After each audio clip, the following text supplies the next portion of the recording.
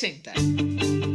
A partir de este momento, todas las voces se unen en una sola señal. RCR presenta Conexión 750 con María Alejandra Trujillo.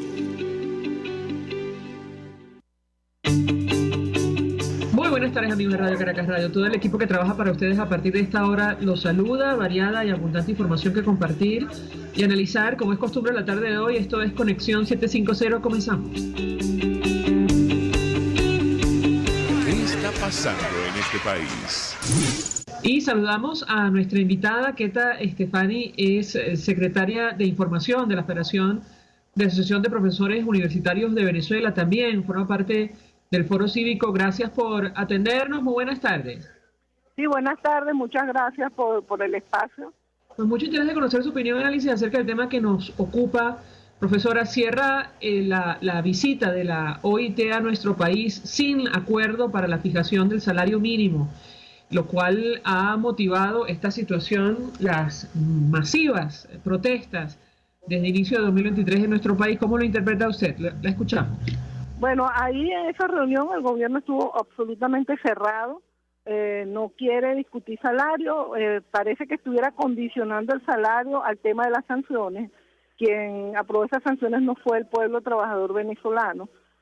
Parece que entonces creen que pueden negociar salario de los venezolanos por sanciones, como si eso significa, no sé, supondrán entonces que a los gringos les interesa más la calidad de vida de los trabajadores venezolanos que al gobierno venezolano, porque yo no entiendo cómo pueden estar pretendiendo hacer esa negociación, pero así lo han planteado en distintos escenarios. El caso es que en la reunión no hubo esa disposición, pero sí se logró acordar una mesa técnica que se va a instalar en febrero para discutir salario. Para nosotros es fundamental que en esa mesa que se acuerde el salario en diálogo tripartito y que se acuerde con base en los ingresos del país y en el presupuesto nacional, que el gobierno entregue esa información, porque nosotros estamos hablando de un ajuste de salario a un aumento general de sueldos y salarios indexado. Es decir, lo que queremos decir es que tiene que ser un aumento de salario planificado con dinero orgánico, no pueden seguir dando ajustes con dinero inorgánico, de manera que garanticemos que conserve su valor. A mí me parece que no está entendiendo el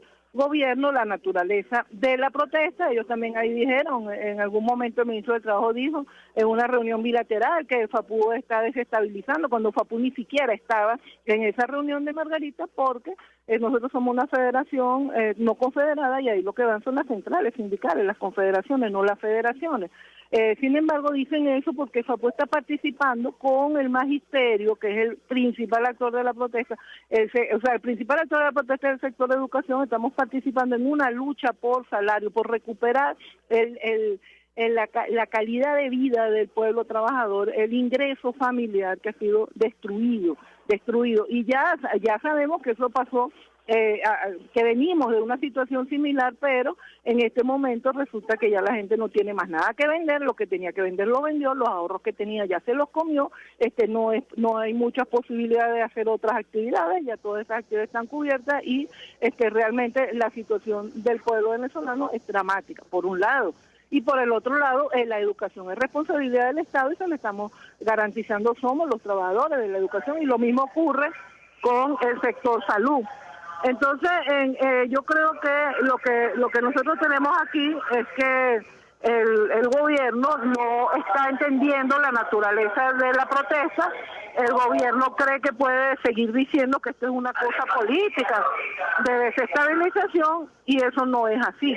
La gente está luchando por sus reivindicaciones laborales y vamos a seguir luchando por las reivindicaciones laborales. Aquí lo que viene entonces es más protesta y más diálogo hasta lograr los objetivos de esa protesta. Ahora, tengo que preguntarle, porque surgieron cifras en el marco de esta discusión, que es cierto que se planteó llevar el salario mínimo a $50, pero sin indexación. ¿Qué puede compartir con nosotros? La escuchamos. Mira, ahí antes de la reunión salió en los medios que eso era una propuesta de Cámara, lo de los $50. Ellos después sacaron una comunicación diciendo que ellos no habían propuesto eso. En esa reunión no se establecieron montos porque no se dio la discusión. Es decir, lo que establece el convenio 26 es la fijación es el método de fijación del salario mínimo. Entonces la discusión primero es esa. Y por eso nosotros insistimos en que ese método tiene que incluir el carácter indexado, el carácter orgánico del dinero con el que se va a pagar los sueldos y salarios en el caso del Estado. Porque eso es fundamental. Y en eso hay acuerdo entre empleadores y trabajadores, entre los grupos de empleadores y los grupos de trabajadores. Pero no hay acuerdo entre los actores en relación con el método. Por ejemplo, hay algunos que plantean que sea la canasta básica, hay otros que plantean que podría ser media canasta básica, considerando que en una familia puede que haya 2 que trabajen y completen la canasta básica entre 2. Hay otros que están planteando que el método de fijación sea un promedio de los salarios en la región latinoamericana, que sería alrededor de $200, $250. Entonces, esos montos van a depender del método que se aplique. Si aplica la canasta básica, bueno, ¿quién va a calcular la canasta básica? La que nosotros manejamos es la del SENDA. El SENDA es un organismo del magisterio, porque el Banco Central no ha calculado, nomás nunca ha hecho ese trabajo. Entonces, el tema es ese método. Ahora, también sabemos que hay economistas que han planteado que el gobierno sí está en condiciones de ajustar los salarios. Entonces, aquí, si no se están ajustando, porque el gobierno no quiere. Y porque está dándole largas y largas a esa discusión. Nosotros esperamos que en febrero, no es que empiecen y terminen esas reuniones de fijación del salario mínimo, y que sea un ajuste significativo que permita a la gente realmente vivir de su trabajo, porque el trabajo vale. Es decir, no estamos pidiendo bonos porque la gente está pasando trabajo y pobrecita, no. Estamos pidiendo retribución por el trabajo que la gente se merece porque hace el trabajo.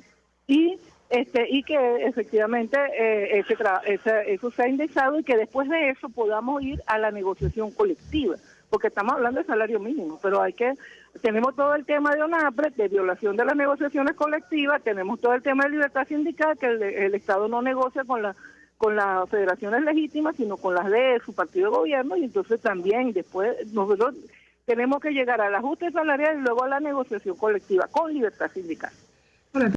Profesora, porque da la impresión, y le traslado la inquietud, que incluso están dispuestos a dejar de lado lo que establece la Constitución como, digamos, un elemento para calcular el salario mínimo en nuestro país. ¿Esto es así o nos equivocamos? No, eso todos los métodos están en discusión. Hay quien está planteando que sean, como te digo, 2 canastas básicas, hay quien está planteando que sea una, hay quien está planteando que sea ese promedio del salario mínimo en Latinoamérica. Hay quien está planteando que sea sin prestaciones sociales. Esa es una propuesta de sectores empresariales. Nosotros decimos que las prestaciones sociales no son negociables, como tampoco estamos de acuerdo con la bonificación del salario, es decir, con que sustituyas con bonos el salario, sino que nosotros defendemos que tiene que ser salario con todas sus incidencias y que tiene que irse recuperando progresivamente. Tenemos que hacer una pausa para ir a publicidad. Al regreso quisiera referirme al papel de la OIT, cómo lo evalúa usted. Hemos conversado con otros dirigentes sindicales que han sido francamente críticos. Incluso han llegado a advertir que el papel de esta organización, ha sido de alguna manera acompañar las propuestas del régimen venezolano y dejar de lado las justas reivindicaciones de los trabajadores. Yo le pediría un comentario de su parte, pero si me permite, al regreso de la pausa. Ya venimos. Usted está viendo Conexión 750 con María Alejandra Trujillo. Solo por RCR 750, porque lo bueno une. Puedes seguirnos en nuestras redes sociales. En Twitter, @RCR750, la radio que se ve. Mensaje del ingeniero José Peraza, tesorero del FONPRES CIB. Estimado colega ingeniero, arquitecto y profesional afín, el Colegio de Ingenieros de Venezuela y el Fondo de Previsión Social, preocupado por la salud de tu familia, ha diseñado un sistema de salud integral que coloca a tu disposición y que contiene asistencia primaria de salud, ambulancia, hospitalización, cirugía, oftalmología, dermatología, fisioterapia, psicología, odontología, farmacia y funerario. Para mayor información, visítanos a nuestros portales cib.net.be, fonprescib.net.be, Colegio de Ingenieros de Venezuela, construyendo futuro. La gran estilista Teresa está al frente de su salón de belleza Tarina, con su maravilloso equipo de profesionales peluqueras y manicuristas en el salón de belleza Tarina. siempre vas a lograr el look de la mujer bonita. Está en la planta alta del Centro Comercial Galerías Prados del Este. Ven para que te consientan. Pide tu cita por el 0414-222-6577. Salón de Belleza Tarena. Atención como tú lo mereces, con todo cariño. Pretty Woman. Desde los sectores populares del país se escucha una clara señal. Es el radar de los barrios. Evelyn Martínez y la Red de Ciudadanos le invitan a identificar amenazas, ubicar soluciones y hacer seguimiento eficiente a las problemáticas de cada sector. Un espacio contra la polarización donde se construye de abajo hacia arriba y de adentro hacia afuera. El radar de los barrios, de lunes a viernes, a partir de las 10 de la mañana, solo por RCR 750 AM.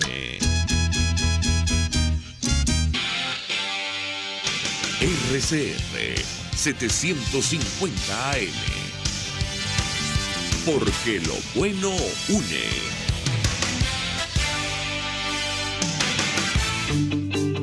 El poder de la comunicación en tus manos. Conexión 750 con María Alejandra Trujillo. Solo por RCR 750. La radio que se ve. Continuamos, amigos, en Conexión 750, hablando acerca de lo ocurrido esta semana en nuestro país. Culmina la visita de la OIT en el marco de saben ustedes, la comisión de encuesta que se creó producto de distintas violaciones a las reivindicaciones, justas reivindicaciones de los trabajadores de nuestro país, sin hablar del tema de la persecución y otros. Sin embargo, termina la tercera visita de la Organización Internacional del Trabajo sin acuerdo, al menos en torno a la discusión del salario mínimo. Nos acompaña la profesora Keta Estefani, forma parte de la Federación de Asociaciones de Profesores Universitarios de la UCB. Y yo les da una inquietud acerca del papel que ha cumplido la OIT en su opinión. Profesora, eso en primer lugar, y si usted cree que puede ser algo más para presionar y que finalmente en Venezuela, el régimen venezolano entienda o ceda a las justas reivindicaciones de los trabajadores que los han llevado a la calle a principios de este año 2023. La escuchamos. Sí, bueno, lo primero que hay que decir ahí es que el papel jugado por la OIT con la presentación de ese informe de la comisión de encuesta de 2019 es fundamental. Es decir, una comisión de encuesta no es algo que se nombre a cada rato en la OIT. Esta es la número 13 en 101 años de existencia que tiene ese organismo. Tú tienes que estarte portando muy mal en un país para que te mande una comisión de encuesta de la OIT a ver, a documentar porque eso fue lo que yo dije, documentar el incumplimiento de los convenios laborales.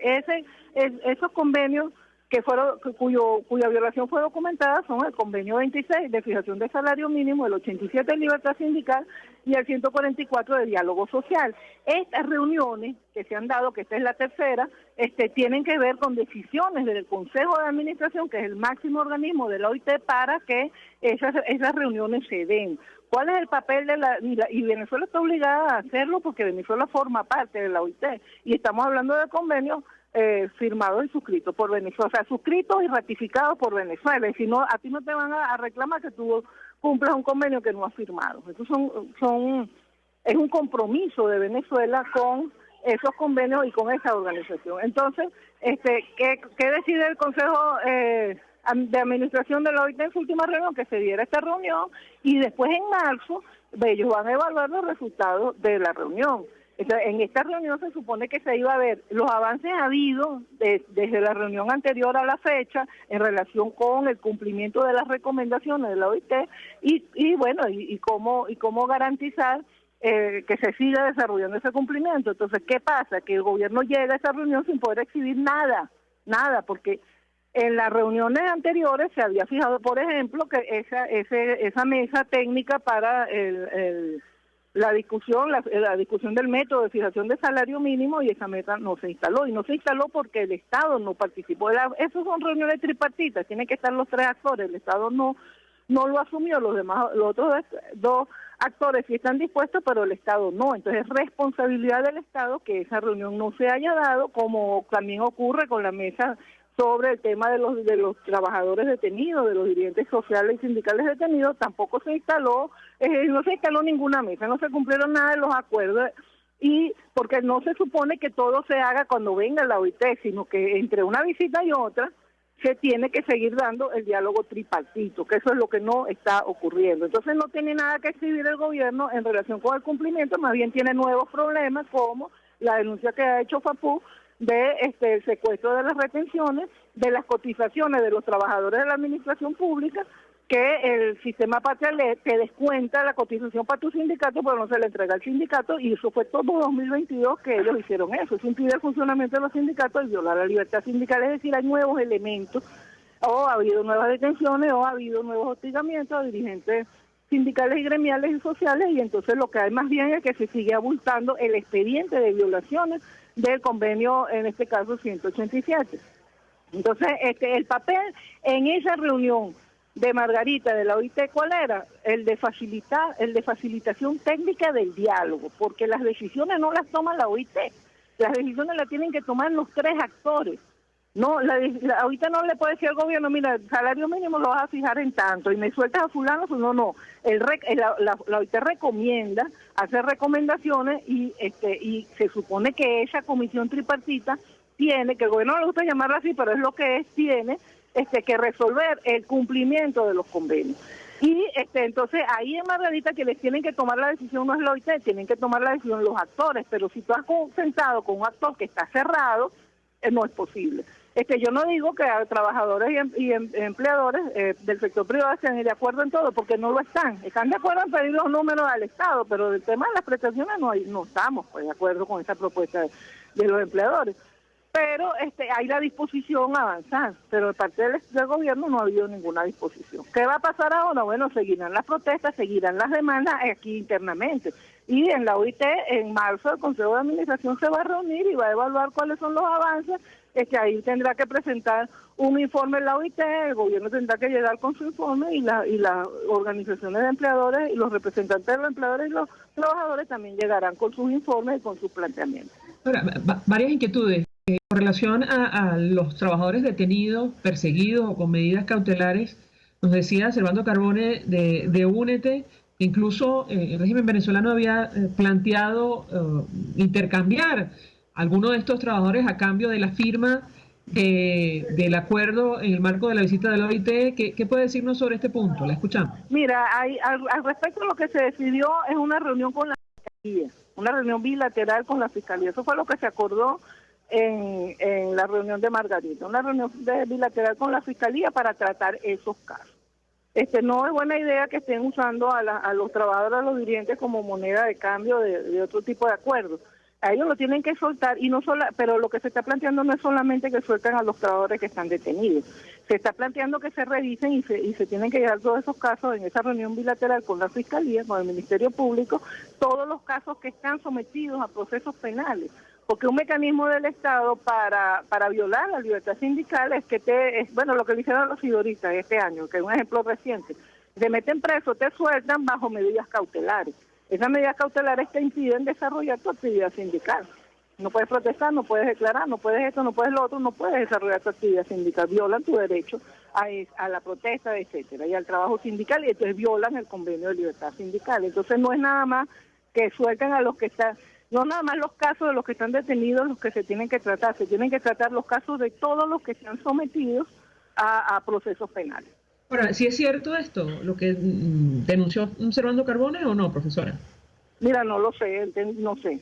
Yo no lo sé, no sé si eso es cierto, porque eso es algo que yo no estaba ahí cuando lo hicieron o no lo hicieron. Yo no lo sé, yo lo que sí sé es que sí se acordó una reunión bilateral con Fiscalía para tratar los casos de los detenidos. Sobre las declaraciones que dio Delcy Rodríguez hace algunos días, advirtiendo que iban a anunciar muy pronto, más de lo que imaginan, un ajuste de salario, ¿esto era falso o no, profesora? Bueno, ella declaró eso, pero no lo han hecho. O sea, más pronto de lo que se imagina, la gente está imaginándose que van a dar un ajuste de salario mínimo desde el año pasado y no lo han hecho. El gobierno también se ha escudado en que, bueno, que ahora tiene que ser tripartito, porque ahora no, eso es lo que establece el convenio desde siempre y eso también es la costumbre en Venezuela desde siempre, pero se han escudado en eso para justificar que no dan el ajuste. No dar el ajuste y pagar salarios con dinero orgánico es una política de Estado. Se están financiando con la despensa de la gente, o sea, ya la gente no tiene salario, es eso. Aquí se gastan otras cosas. Bueno, el ejemplo ahorita que todo el mundo está sacando es el de los estadios, pero aquí cualquier cantidad de gastos que se hacen, los muñecos que ponen, poco de cosas con presupuestos carísimos y no hay para los salarios. Se filtró por ahí una parte del presupuesto nacional y usted ve los salarios en su mínima expresión, es decir, es una política de mantener a la gente sin salario, es una política de Estado. Si ellos han decidido cambiar esa política, qué bueno, porque realmente la situación de los trabajadores ya es insostenible. Es insostenible y la protesta se ha extendido. La protesta que nosotros tenemos hoy en Venezuela no es la que hemos tenido en otras oportunidades. Ya no son las grandes ciudades protestando. La gente está protestando en las grandes ciudades, en los municipios, en los pueblos, en las localidades, en el lugar más recóndito y chiquito. La gente está saliendo a protestar apoyando a los maestros, porque los maestros están en todos los rincones del país. La gente está saliendo a apoyar. Cuando han querido meter gente a dar clase como esquiroles de los maestros que están protestando, es la sociedad de padres la que lo ha impedido. Es decir, tú tienes un apoyo de la sociedad, tú tienes una sociedad que está reaccionando al incumplimiento por parte del Estado de su obligación con la educación. De eso trasciende cualquier otra protesta, no es una protesta que esté dirigida cuya lógica responda al conflicto político, es una protesta por los derechos sociales de la gente.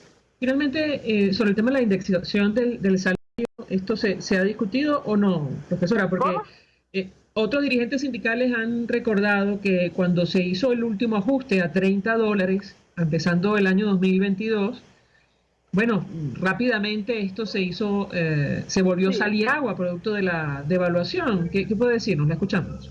Por eso es que nosotros estamos hablando de que se tiene que ser con dinero orgánico y tiene que estar planificado y presupuestado. Porque lo que hace el gobierno es eso, devalúa y te paga nominalmente los mismos montos, pero te está quitando plata, pues te está quitando el valor de tu salario. Y eso es lo que ha pasado todo el tiempo. Entonces aquí es el país donde ha habido más ajustes de salario mínimo más seguido, un montón de ajustes de salario mínimo y cada ajuste significa que el salario es más chiquito que antes. ¿Por qué? Bueno, esto que estamos viviendo ahorita ya lo vivimos en 2018, cuando la reconversión de 2018 también llevaron el salario a $30, el mínimo. Y bueno, se vino abajo, en diciembre ya eran $2, una cosa de esa. Y ahorita, bueno, ya estamos por $5 en el salario mínimo. Entonces, ¿es por qué? Bueno, porque se paga con dinero inorgánico. Por eso estamos diciendo la indexación no es nominal que estamos planteando nosotros. La indexación es que mantengas el valor del salario y eso significa que tú tienes de los ingresos de la nación, tienes que presupuestar para educación, para salud, para todo lo que son los empleados públicos, unos montos que tienen que ver con una parte de ese ingreso es para eso y se va a dedicar a eso. Entonces son ingresos en divisas, entonces tienen que conservar su valor. Profesora Queta Estefani, un millón de gracias por atendernos, acompañarnos estos minutos. Por parte de la Federación... Gracias, profesora.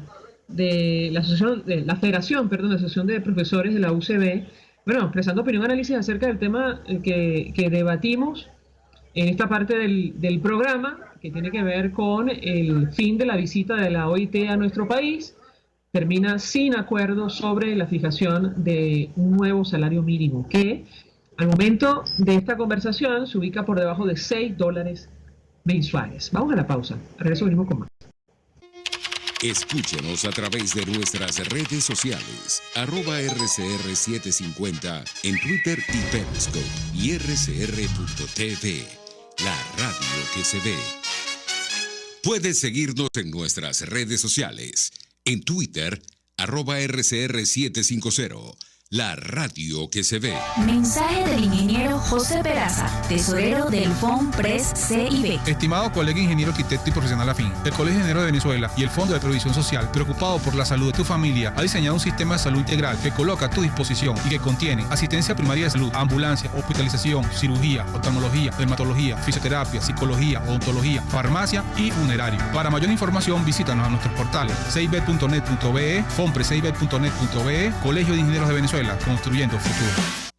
Y ahora quiero hablarte de la estación de servicio del Club Hípico, esa misma frente al Terras Plazas. Te invito a que la sigas en su Instagram, @bpterrazas, donde en su historia están informando permanentemente la dinámica diaria en cuanto al servicio de surtido de gasolina. Con todos los mecanismos de pagos, la bomba Terrazas del Club Hípico cuenta con una gran tienda de conveniencia donde podrás encontrar todo lo que necesitas, tanto para ti como para tu carro, y también con atención de baterías Duncan. Estación de servicio Terrazas del Club Hípico. Calidad y servicio de primera clase.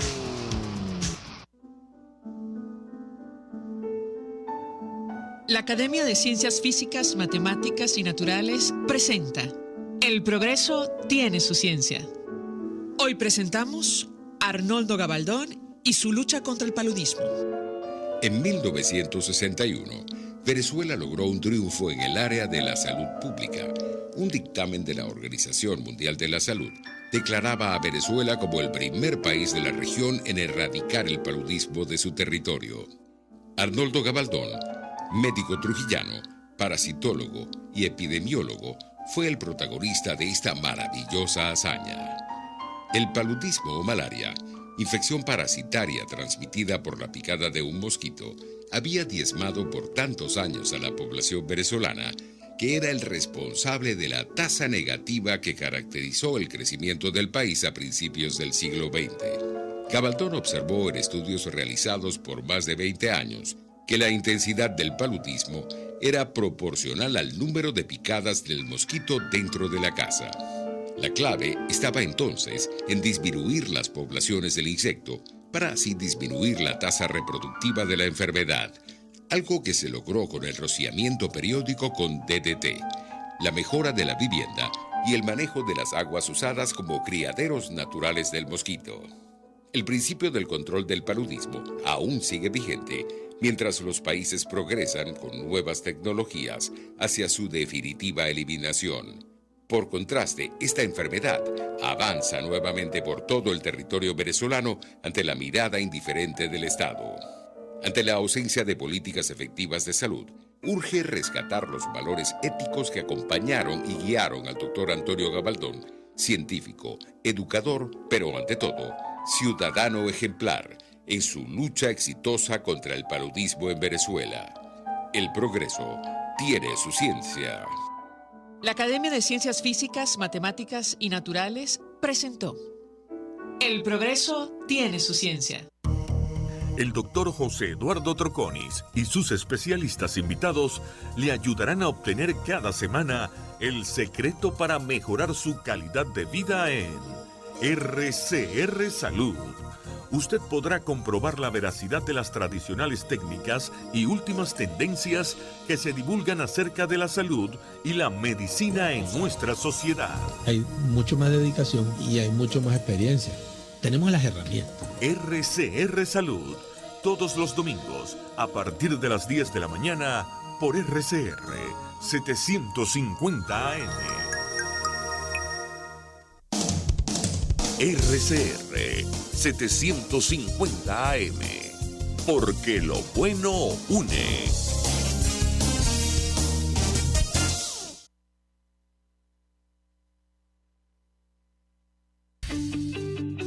María Alejandra Trujillo te acompaña en Conexión 750, solo en RCR 750, la radio que se ve. Claro y raspado. Amigos, en Conexión 750 y a esta hora saludamos a alguien que conoce perfectamente el tema que vamos a debatir en esta parte del programa, que tiene que ver con el acceso a Internet en Venezuela. Una discusión de vieja data. Fran Monroy es periodista especializado en el área de telecomunicaciones. Fran, como siempre, gracias por atendernos, un gusto tenerte en el programa. Buenas tardes. Muy buenas tardes, un placer estar en mi casa, en RCR, de gratos recuerdos de mi infancia radial.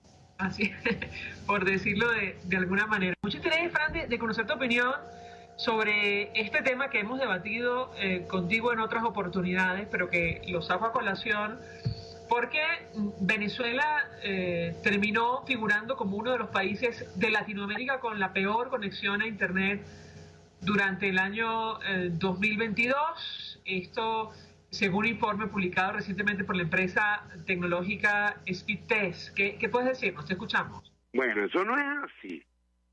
Te explico, te lo climatizo, te lo pongo bonito. Speedtest.net es una aplicación muy interesante que yo suelo usar como el primer bastión de información para hacer análisis. El problema es que en la patilla alguien tituló así, de esa manera bastante tendenciosa, y usaría un bojote de gente a hacerle coro a algo que no es así. Es decir, yo pudiera cambiar ese titular y también fuera verdad. Yo pudiera decir Venezuela ha crecido en un 300% de velocidad año contra año en 2022, entre 2021 y 2022. Yo pudiera decir también Venezuela se recupera de la inmensa brecha que tuvo durante 5 años en telecomunicaciones y sitios que eran una vergüenza histórica, como Pampatar en la isla de Margarita, que era la ciudad más lenta del continente, creció un 500% de velocidad entre 2021 y 2022. Es decir, sí tuvimos una crisis terrible en telecomunicaciones que duró 5 años. Esos 5 años valieron, como dice mi querido Nelson Bocaranda, por 10 años, porque fueron 5 años que echamos para atrás nosotros y 5 años que fue el resto de la humanidad para adelante. Entonces, evidentemente, hay un atraso, eso no se puede negar. Sería una tontería de mi parte no hacerlo. Pero, por otro lado, hay que ver un esfuerzo importantísimo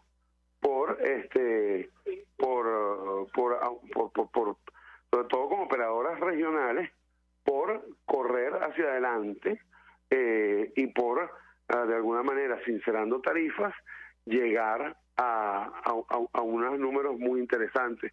Por ejemplo, ya te puse ese ejemplo de Pampatar, que pasó de ser la peor ciudad del mundo, de Latinoamérica, la ciudad más lenta de Latinoamérica, a crecer un porcentaje bien interesante. O eso no dice que Maracaibo es una de las ciudades más rápidas del mundo. Eso no dice, entonces, como te digo yo, tendenciosamente sí, seguimos en el puesto 133 del mundo. Pero revisa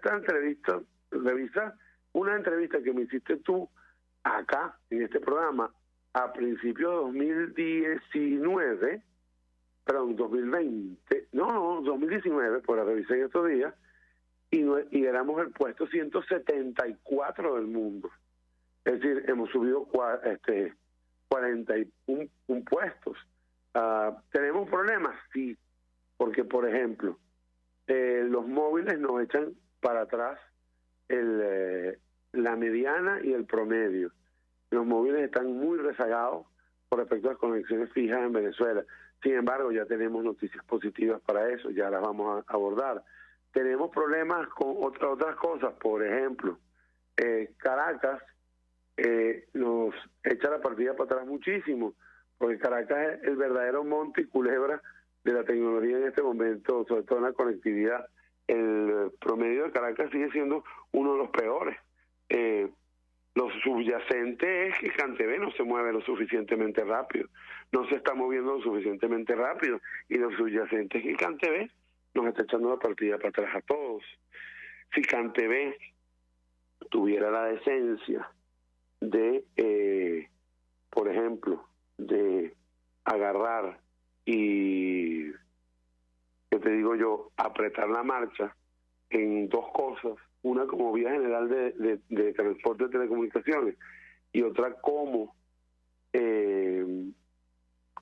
como proveedor, pues el panorama cambiaría y sería muy interesante porque le pondría un cohete a las demás empresas. Por ejemplo, CanTV y EDC Network, es decir, Electricidad de Caracas, es decir, Corpoelec, son dueñas del 90% de las vías generales de transporte de telecomunicaciones, bien sea postes, bien sea tanquillas. Por ley, tú tienes que dejar pasar por allí el cableado de los demás operadores previo pago de un alquiler, no es gratuito. Pero como las tanquillas o los postes te pertenecen, nadie puede hacer eso sin un permiso expreso o de CanTV o de EDC Network y sin que un trabajador de CanTV o de EDC Network esté allí presente. Todo eso hace que que se tarde mucho, sobre todo el desarrollo en Caracas, por ejemplo. En otras ciudades ha sido mucho más rápido el desarrollo, pero en Caracas estamos muy atrás en el desarrollo de fibra óptica, por ejemplo. Hay muchos sitios donde recién, por ejemplo, Barquisimeto tiene un porcentaje de fibra óptica 10 veces mayor que Caracas. En Maracaibo como 25 veces mayor que Caracas.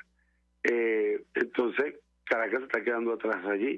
Ahora, lo hemos hablado también en este programa varias veces, hay un desbalanceo entre los costos del occidente del país con el oriente del país por varias cosas como el costo de transporte de datos. Te pongo un ejemplo. Tú compras un mega, que no compras evidentemente un mega, en Miami, compras mucho más, y traerlo hasta Venezuela te cuesta $1. Ponerlo en Maracaibo te cuesta 10 centavos más, hipotéticamente. Ponerlo en Valencia te cuesta 5 centavos más, pero ponerlo en Ciudad Guayana te cuesta $4. Ponerlo en la propia Margarita hasta junio te costaba 5 veces. Entonces, el costo del transporte era una de las grandes cargas que tenían los operadores regionales. Falta más capilaridad, más redes de transporte de datos hacia el oriente del país, y eso es una cosa que nos estaban fallando. También la falta de un IXP nos estaba fregando la paciencia. Que es un IXP, es un punto único de acceso. Por ejemplo, si yo te quiero mandar un email a ti, estando tú al lado mío, y yo tengo, por ejemplo, un proveedor A y tú tienes un proveedor B, ese email va de mi computadora o por ejemplo de mi celular a la radio base, al NAP de las Américas en Miami, y del NAP de las Américas en Miami baja a tu celular, simplificando la ruta, hasta tenerlo tú.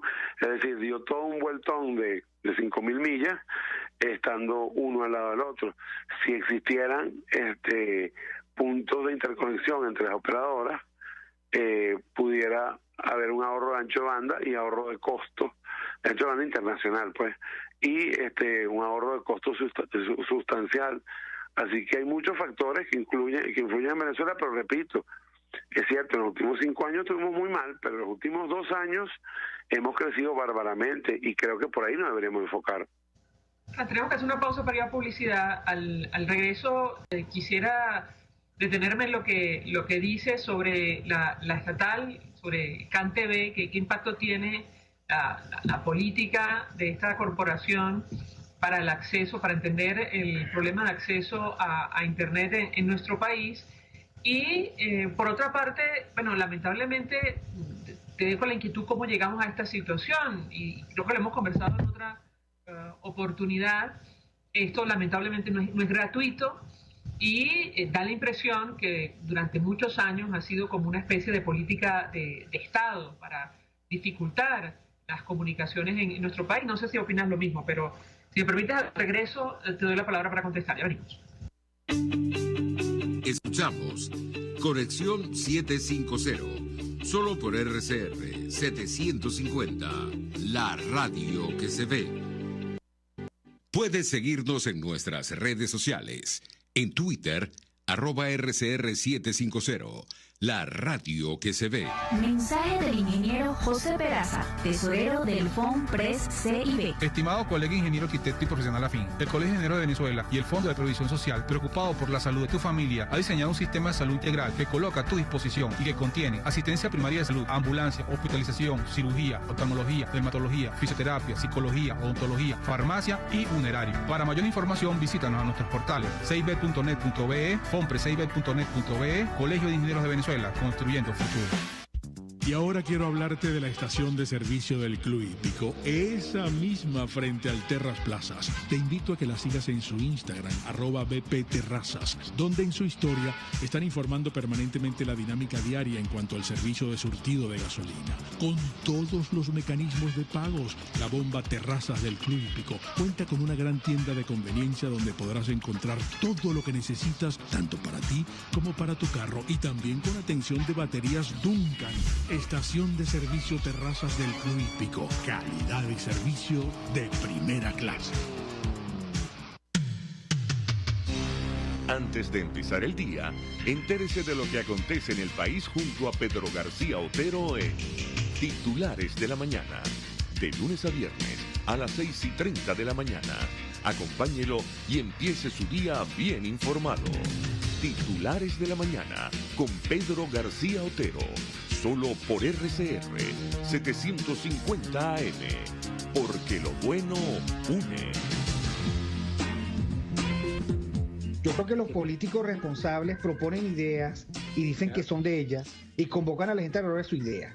Me parece de muy mal gusto cuando la idea empieza a decir, bueno, esto no es mío, es de Venezuela. Eso significa que fracasó. Y entonces le están endosando al país la incapacidad para articular una idea que de suyo desde el principio era una idea y no un curso estratégico. A mí eso me parece de mal gusto. Y parece que el marketing político no da para tanto. Así podemos ver el mantra de Guaidó: cese la usurpación, gobierno de transición y elecciones libres. Él lo abandonó. El G4, que es del cual él es engendro, en representación bonos 2020, el hacer ingeniería financiera, recoger unos reales que no hemos visto de ninguna manera. Aquí se habla libertad con Víctor Maldonado. Solo por RCR 750, la radio que se ve.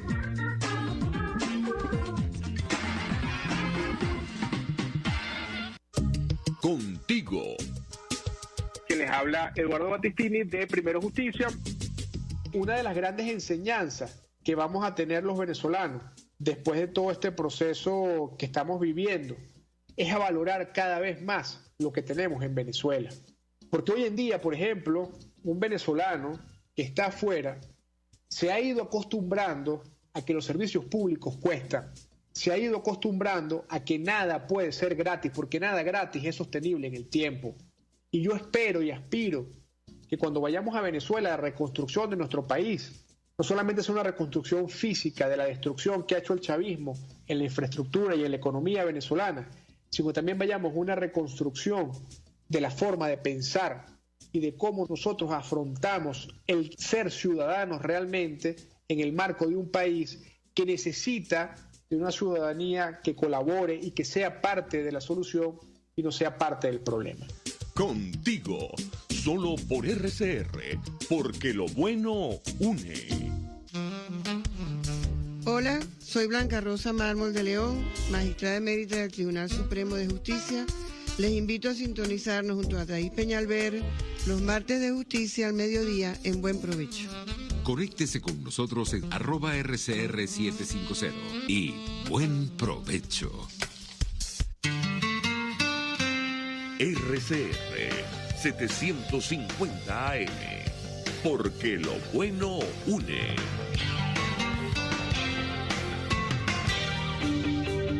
El poder de la comunicación en tus manos.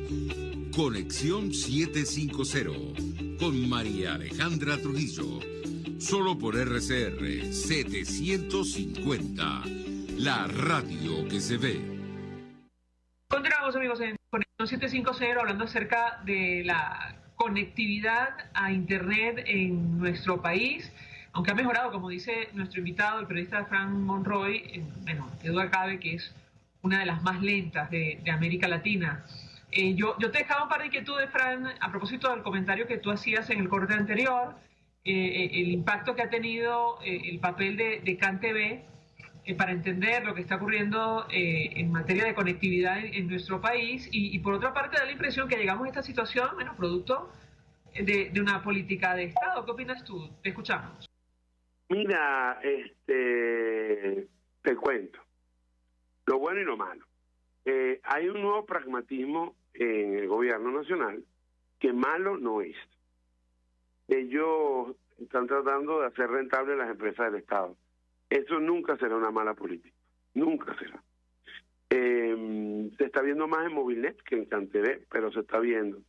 Entonces, están tratando de hacerlas más rentables, por ende están corriendo para resolver los problemas que ya habían, o sea, los problemas que ya tienen. Esta resolución, por decirlo de alguna manera, es importante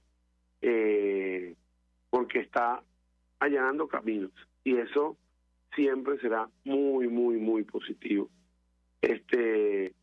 Pero todavía está en una etapa de promesas. A ver, CanTV, te pongo un ejemplo puntual, un ejemplo que vivo yo, porque aquí en mi casa. En la organización Los Palos Grandes, municipio Chacao, parroquia Chacao, del estado Miranda, ahí en Los Palos Grandes hay cerca de 60 edificios que no tienen servicio de CanTV con una avería desde finales de 2021. CanTV hizo una prueba piloto además para poner fibra en estos edificios para conexión de internet, el AVA Ultra que llaman ellos, y para poner voz por IP, ya no por cobre, sino por IP, en estos edificios.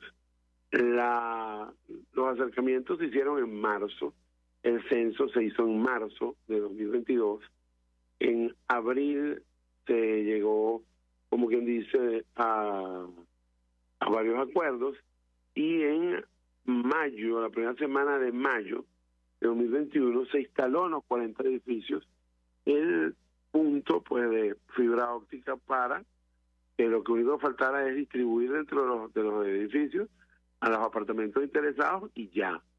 Y suscribir a la gente y darle las ONU, que es como se llaman los modem, por lo que hace la función de modem, en fibra óptica. Bueno, tú podrás creer que desde mayo nadie ha venido a hablar con nosotros para que nos convirtamos en clientes de AVA Ultra, o que nos han dicho cuáles son los planes, o que nos han traído las ONU. No, nada, para nada. No solo eso, yo lo dije en una entrevista en Televen, y al día siguiente el muchacho que estaba vendiendo la zona me llamó y me dijo, mire, lo vamos a visitar mañana con unos jefes que quieren hablar con usted y tal y cosas. Y dije, perfecto, yo tengo una cita a las 11, tengo después un curso a la 1, así que vénganse antes de las 11 de la mañana. Todavía lo estoy esperando. Y de eso han pasado 3 semanas. Entonces, repito, si CanTV aprieta la marcha, las demás operadoras van a tener que hacer planes de mercadeo distintos. Por otro lado, y es importante destacarlo, y CanTV empieza a hacer más expedito con los permisos para que tú pases tu cableado por la ductería de ellos en las vías generales de transporte, que son todas las tranquillas de las calles de Caracas, tendríamos una mayor capilaridad de otras marcas en Caracas. Y por ejemplo, el centro de Caracas no tiene de lo que se llama nada de conectividad y no hay, y cero fibra, pues. Entonces, pero CanTV no ha sido muy lenta y muy burocrática para dar esos permisos. No sabemos si es que quiere que no le quiten el coroto, que le quiten la ubicación, porque normalmente la fibra que llega primero no es que pega 2 veces, es que pega como 10 veces. Entonces, por ahí hay toda esa elucubración Y creemos que Cantv si Cantv aprieta, el sector va a ganar muchísimo. Si Cantv no aprieta, vamos a seguir todavía con un sector que va a ser prácticamente impulsado por los privados y prácticamente impulsado por los privados regionales. Repito, lo que pasa en Maracaibo es una maravilla, que es el sueño dorado de todo el resto de Venezuela. Es básicamente gente como digo yo, privados regionales, por ejemplo Full Data o Airtech o Preshtech, OS, que son marcas regionales. En Falcón está Besser, está Marabeca, que son marcas regionales, no son los grandes.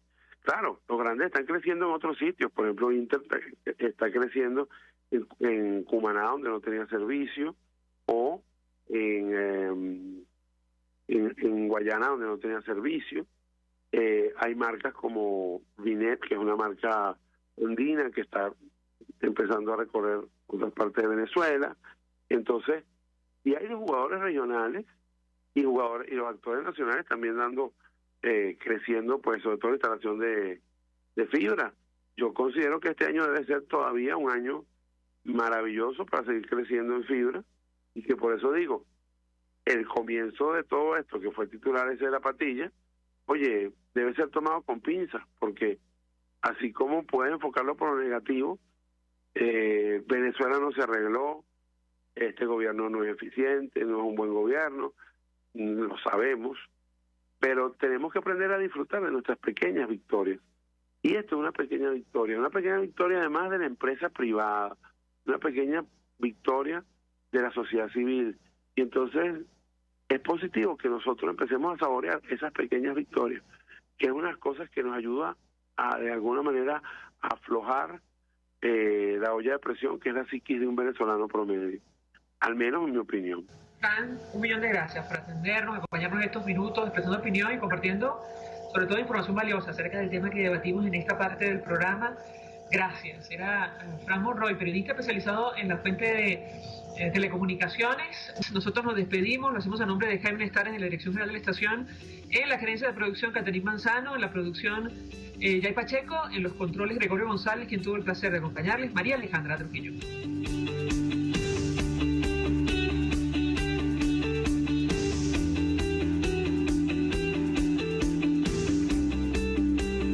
El Fondo de Previsión Social del Colegio de Ingenieros de Venezuela presentó. RCR presentó Conexión 750 con María Alejandra Trujillo. Solo por RCR 750. La RCR 750 AM. Porque lo bueno